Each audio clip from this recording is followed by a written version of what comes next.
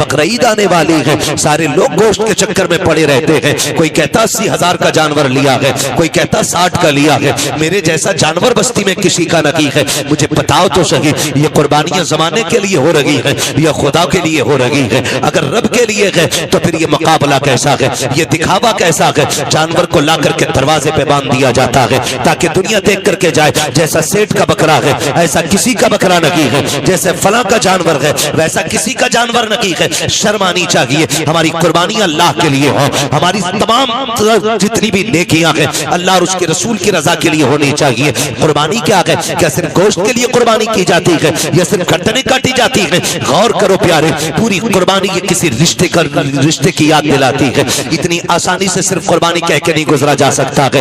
آپ دیکھو تو صحیح تاریخ کا یہ باب پلٹو، لوگ حج کرنے کے لیے جاتے ہیں، صفا مروہ کی صحیح یہ ماں باپ کی اور اولاد کے رشتے کی یاد دہانی ہے۔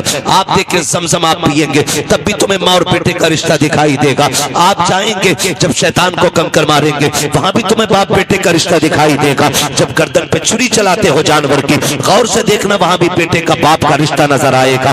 یہ رشتہ کتنا عظیم ہے رب کی بارگاہ میں، آپ غور تو کرو پیارے۔ آج ہم یہ سمجھ لیتے ہیں کیا کیا دنیا کے باپ پالتے ہیں، ہمارے باپ نے پالا تو کون سا بڑا کام کر دیا، ہم نادان ہیں، غلط کہہ رہے ہیں اس بات کو۔ ان سے پوچھو جن کے پاس باپ کا سایہ نہیں ہے، زمین کتنی تنگ نظر آتی ہے، خوشیاں کتنی محدود ہو جاتی ہیں جب سر سے باپ کا سایہ چلا جاتا ہے۔ خدا کی قسم اگر باپ ہوتا ہے تو پتہ نہیں چلتا جوانی کب آ گئی ہے، اور اگر باپ چلا جاتا ہے تو پھر جوانی مشکل سے میسر ہوا کرتی ہے۔ جس عمر میں بستے اور کتابیں ہونی چاہیے اس عمر میں ہاتھوں میں اوزار آ جاتے ہیں، میکینک بنا دیا جاتا ہے، ہوٹلوں کے برتن آ جایا کرتے ہیں۔ ماں باپ کا نہ ہونا زندگی کو تباہ و برباد کر دیتا ہے۔ اللہ نے ماں باپ جیسی دولت دی ہے، نوجوانوں ان کی عزت کرنا، ان کی خدمت کرنا، جب تک ماں باپ ہوتے ہیں یہ سمجھ لینا خدا کی رحمتیں نازل ہوتی رہتی ہیں۔ میں تاریخ کا یہ باب پلٹنا چاہتا ہوں، آپ تاریخ اٹھا کر کے دیکھیے۔ اللہ کے خلیل حضرت ابراہیم علیہ الصلوۃ والتسلیم، حضرت ابراہیم کی آپ زندگی پڑھیے،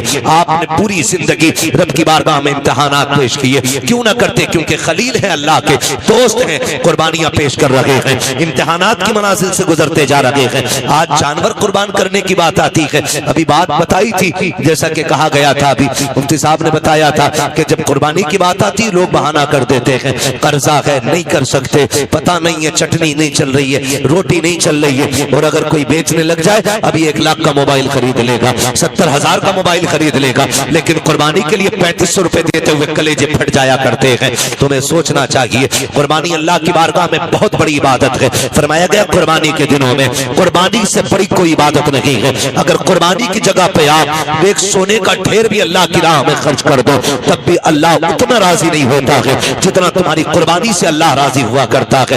اس میں بہانے نہ بنایا کریں، اس میں آپ ہیلے تلاش کر کے نہ نکلا کریں۔ تاریخ کا یہ باب پلٹیے، شکر ادا کریں اللہ نے جانور کی قربانی مانگی ہے، اگر بیٹے کی قربانی مانگ لیتا تو؟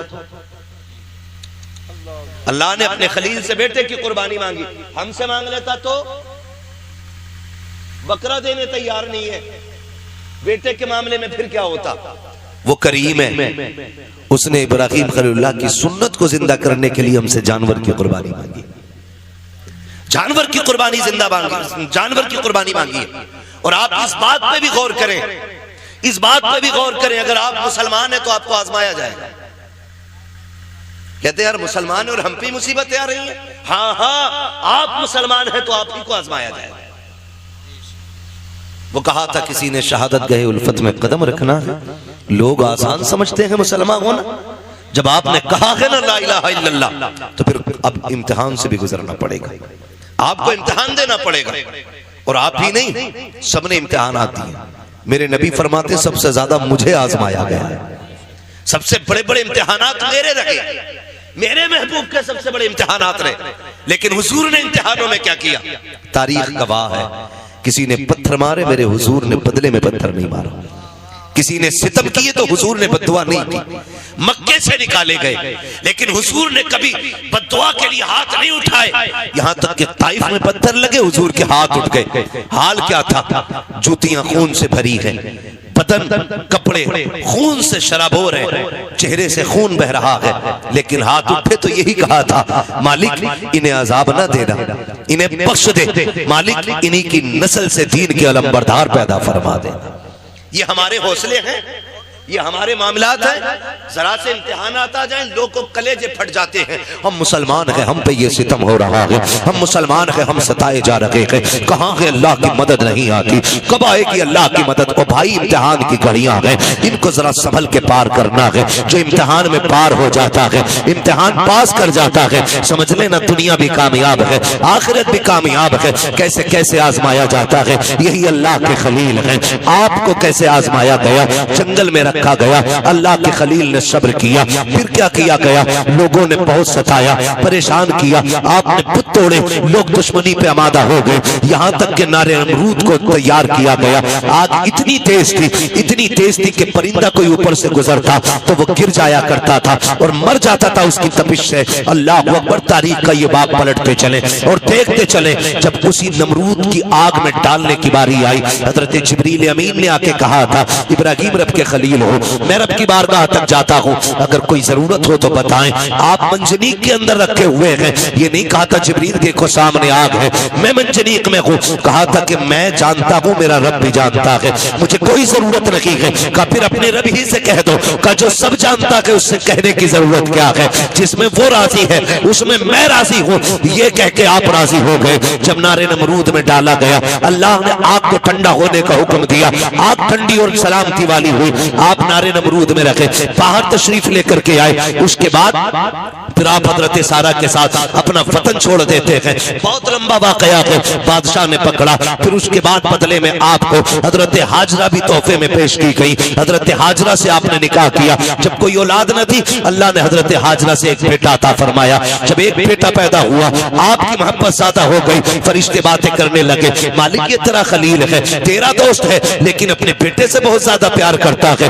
رب نے فرمایا ابراہیم کا جی رب جلیل، کہا بیٹے کو اپنے آپ سے دور کر دو. کہاں کیا کرنا ہے مالک؟ کہا ایسی وادی میں چھوڑ کے آؤ جہاں پہ کوئی آبادی نہ ہو. حضرت ابراہیم خلیل اللہ نے بیٹے کو لیا، آج وہاں لے کر کے آئے جہاں آج کعبہ موجود ہے. اس زمین میں بیوی بچے کو لے کر کے آئے. تاریخ کا یہ باب بڑے سنہرے الفاظ میں لکھا ہوا ہے، بہت غور سے سننا پیارے، اور جا کر کے بہن بیٹیوں کو بھی یہ باب سنانا. حضرت ابراہیم خلیل اللہ جب اس جنگل میں آئے جہاں پہ درخت کا سایہ تک نہیں تھا، ہریالی تک نہیں تھی، کالے پتھروں کی پہاڑیاں ہیں، دور دراز تک کوئی نہیں ہے. اللہ کے خلیل نے بیوی بچے کو جب چھوڑا ہے اور چھوڑ کے جانے لگے ہیں، حضرت ہاجرہ نے دامن پکڑا، ساتھ چلنے لگی ہے. مورخین نے لکھا ہے 3 میل تک دامن پکڑ کے حضرت ہاجرہ چلی ہے اور یہ پوچھتی جا رہی تھی اللہ کے خلیل بتاتے تو جاؤ کیوں چھوڑ کے جا رہے ہو؟ کوئی خطا ہو گئی ہے؟ بتاؤ تو صحیح، کیوں چھوڑ کے جا رہے ہو؟ کیا بات ہے؟ اپنی مرضی سے چھوڑ کے جا رہے ہو یا رب کے کہنے سے چھوڑ کے جا رہے ہو؟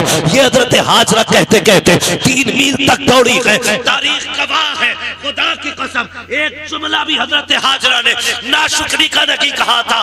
آج شوہر اگر بیوی کے پسند کے کپڑے نہ لاتا ہے تو پھر بیویاں بگڑ جایا کرتی ہیں. کہتی تمہارے گھر میں سکون نہیں ملا ہے، جب سے تمہارے گھر میں آئی ہوں مجھے ملا ہی کیا ہے. اس طرح کے تانے دیا کرتی ہیں. اے میری بیٹی میری بہن کان کھول کے سن لینا، تیری جنت تیرے شوہر کے قدموں میں رکھی گئی ہے. تو لاکھ سجدے کر لے، لاکھ نوافل پڑھ لے، اگر تیرا شوہر تجھ سے ناراض ہے تو خیریت نہیں ہے. اگر تیرا شوہر 2 پیسے کی چیز لے کے آتا ہے اس سے چہرہ بگاڑ کے بات نہ کر، اس کا مسکرا کے استقبال کرنا. تو نہیں جانتی ہے کہ تیرے شوق تو اتنے ہیں کہ شوہر کی کمائی اتنی نہیں ہے. لمبی لمبی لسٹیں بنا کے دی جاتی ہیں، مجھے 7,000 کا جوڑا چاہیے، 8,000 کا جوڑا چاہیے. میری بہن تو کنیز فاطمہ زہرا ہے، تیرے لیے جنت میں محلات تیار کیے گئے ہیں، جنت میں جنتی لباس تیرے لیے ہے. فقط اتنا کرنا ہے، تجھے اپنے شوہر کی رضا میں راضی رہنا ہے. تو کون ہے؟ تیری اوقات کیا ہے؟ نہ تو ولی کی بیٹی ہے، نہ تو نبی کی بیٹی ہے، نہ تو نبی کی بیوی ہے، نہ تو ولی کی بیوی ہے. تاریخ کا یہ باب پلٹ کے تو دیکھو، حضرت ہاجرہ کو اللہ کا خلیل چھوڑ کے جا رہا ہے، جنگل میں چھوڑ کے جا رہے ہیں. کوئی درخت نہیں ہے، کوئی سایہ نہیں ہے، جنگل کی جنگل ہے. 3 میل تک دوڑی ہے، دامن پکڑ کے دوڑ کے کہا تھا خلیل یہ تو بتا کے جاؤ کیوں چھوڑ کے جا رہے ہو؟ اتنی سی کھجوریں، اتنا سا پانی، یہ کس کے سہارے ہے؟ اللہ کے خلیل کی آپ تاریخ پڑھیے گا. آگ میں ڈالے گئے ہیں, اللہ کے خلیل نہیں روئے ہیں, وطن چھوڑا ہے نہیں روئے ہیں, نمرود کی فوج نے پیچھا کیا ہے نہیں روئے ہیں, لیکن جب بیٹے کو جنگل میں چھوڑ کے جا رہے ہیں لوگ کہہ دیا کرتے ہیں میرے باپ کا رشتہ کی کیا ہے, میرا باپ مجھ سے پیار نہیں کرتا ہے. غیرت آنی چاہیے. خدا کی قسم وہ خلیل جو نمرود کی آگ سے لگ کر کے نہیں رویا, وہ خلیل جو آگ میں ڈالا گیا تب آنسو نہیں آئے, دشمنوں نے پیچھا کیا تب نہیں رویا, لیکن آج جب بیٹے کو چھوڑ کے جا رہے ہیں آنکھ سے آنسو ٹپ ٹپ گرتے جا رہے ہیں. شریک حیات نے کہا تھا اللہ کے خلیل بتاتے تو جاؤ اس جنگل میں کیوں چھوڑ کے جا رہے ہو, اچھا یہ بتاؤ اپنی مرضی سے چھوڑ رہے ہو یا رب نے حکم دیا ہے. اتنا سننا تھا. اللہ کے خلیل نے کہا تھا ہاجرہ پیاری زوجہ بتا تو سکی اگر رب نے کسی کو ایسا بیٹا دیا ہو اور وہ بھی کوئی شروع عمر کا نہ ہو, 70 سال کی عمر میں ملا ہو اور یوں ہی نہیں جس کو دعاؤں میں مانگا ہو سجدوں میں رو کے مانگا ہو تب جا کے اسماعیل سا بیٹا ملا ہو,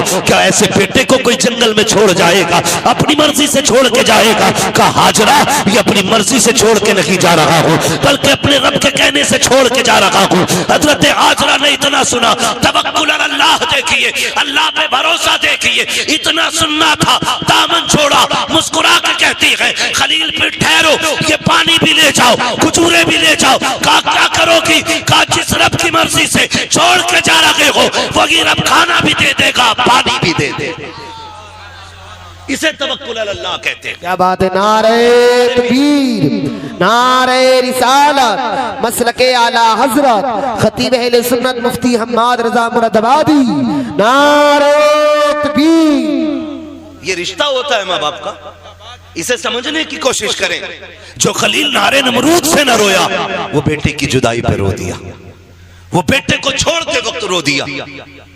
سوچ تو صحیح, کیسے کہہ دیتے ہو میرا باپ پیار نہیں کرتا؟ خدا کی قسم کھا کے کہتا ہوں منڈی چلے جاؤ, مارکیٹ چلے جاؤ, جتنے مزدور تھیلے ہاتھ میں لے کے کھڑے ہوتے ہیں نا ان سے پوچھنا اس عمر میں کیا ضرورت تھی اتنی گرمی میں کام کرنے کی, صرف یہی کہے گا بچوں کا پیٹ ہے, بچوں کے لیے آیا ہوں.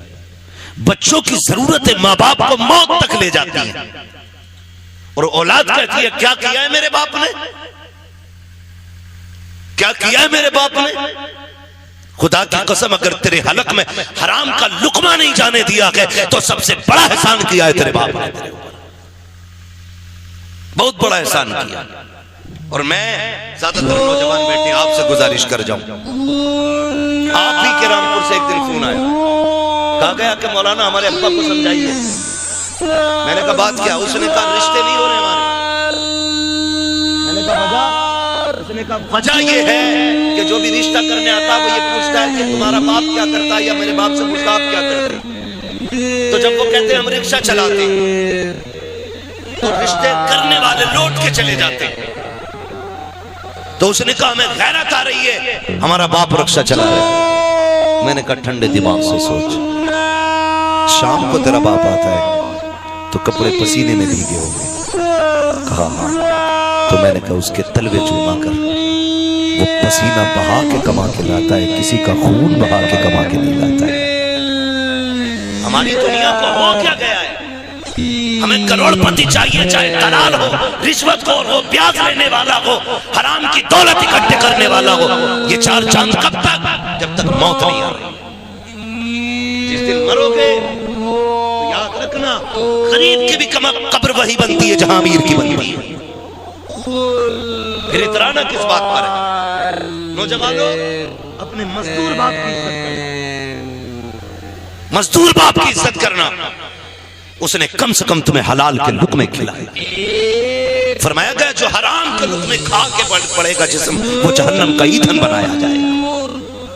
کیا یہ احسان نہیں کیا باپ نے کہ اینٹیں ڈھوتا رہا, رکشے چلاتا رہا, بوجھ اٹھاتا رہا, لیکن کسی کے آنسو بہا کے پیسہ نہیں لایا, کسی کا حق مار کے پیسہ نہیں لایا, کسی کو ستا کے پیسہ نہیں لایا. تجھے کیا پتا ہے لوگ کہتے مزدور کے گھر بیٹی نہیں دینی ہے. میں کہتا ہوں اگر بیٹی دینی ہے تو مزدور کے گھر دے. خدا کی قسم تیری بیٹی کو جو عزت مزدور کے گھر مل سکتی ہے وہ دنیا کے دولت دار کے گھر نہیں ملے گی. کسی رشوت خور یا پیازوے کے گھر جا کر کے تیری بیٹی کو وہ عزت نہیں ملے گی. جو ایک مزدور کے گھر تیری بیٹی بیٹی کو عزت و سکون مل سکتا ہے.